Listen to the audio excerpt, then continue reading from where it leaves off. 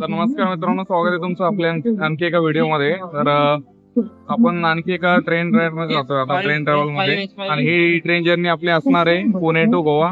आणि आपण ती जर्नी करणार आहोत निजामुद्दीन वास्को दी गामा एक्सप्रेसने, जी दिल्ली पासून चालू होते आणि आपण बोर्ड करतोय पुण्यातनं.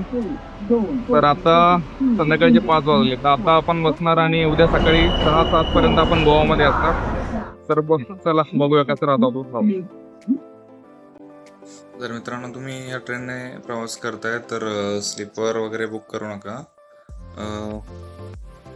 जर तुम्हाला एकदम कम्फर्टेबली जर प्रवास करायचा असेल या ट्रेनने तर ॲटलिस्ट थर्ड AC बुक करा, जेणेकरून असलं जे कंजेशन वगैरे आहे ते तुम्हाला पाहायला बघायला भेटणार नाही आणि तुम्ही कम्फर्टेबली या रूटमध्ये ट्रॅव्हल करू शकता. तर मित्रांनो, ह्या ट्रेनचं जे फेअर आहे ते स्लीपरसाठी 380 रुपये आहे आणि जर तुम्ही थर्ड ACने प्रवास करताय तर ते तुम्हाला पडेल 900 समथिंग पडेल. जे काही तर ॲटलिस्ट थर्ड AC तर बुक कराच तुम्ही. आणि ही ट्रेन आपल्या पुण्यातनं रेग्युलर बेसिसवर जाते. रोज 5 वाजता डेली ट्रेन असते ही. तर जाताना आणि येताना तुम्हाला हीच ट्रेन असणार आहे. संध्याकाळी गोव्यामधनं जर तुम्ही निघताय तर 3 वाजेचा त्याचा टायमिंग आहे. 3 ते 3:30 वाजता गोव्यामधनं निघते आणि पुण्यातनं 5 वाजता रिपोर्ट झाल्यानंतर ती तुम्हाला गोव्यामध्ये सकाळी 6 ते 7 वाजता सोडते. तर मित्रांनो, आपण प्रवास करतोय गोवा एक्सप्रेसने. आणि एक तिथं गोष्ट नोटीस केली आहे, तिथं बेसिन वगैरे बघा किती खराब झाले. इथल्या बेसिनची पण अशीच अवस्था आहे आणि आतमध्ये तर अजून घाण अवस्था आहे. आतमध्ये जाऊन बघू शकत नाही, एवढं घाण झालं इथं. बघू आता आपण कंप्लेंट करायचं ट्राय करू 139वर. बघूया त्याच्यावर काही होतंय का.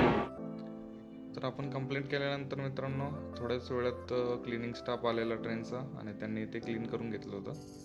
तर हे जे व्ह्यू तुम्ही बघताय हे सकाळचे आहेत, पहाटेचे, जेव्हा आपण 5:30-6 वाजता गोवाच्या बाउंड्रीमध्ये एंटर केलेलं त्यावेळेचे हे फुटेज आहे.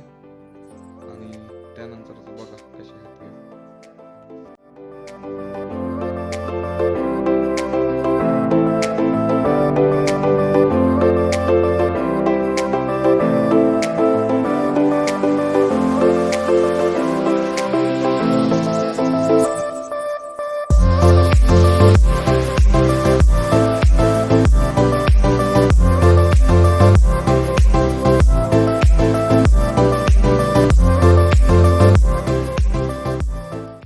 गुड मॉर्निंग मित्रांनो. तर आपण 12 ते 13 तासाच्या प्रवासानंतर फायनली आपण आता मडगावमध्ये पोहोचलो आहे.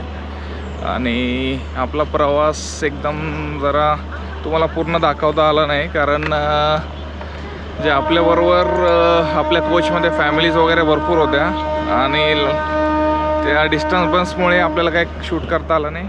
तरी पण आपण काही शॉट्स घेतलेत, ते नक्की बघा. आणि आपल्या चॅनलला सबस्क्राईब करून ठेवा, कारण आपणला आता डेली व्लॉग येणार आहे. याच्यानंतरनं प्रत्येक दिवसाचा आपण एक व्लॉग टाकणार आहे. चला तर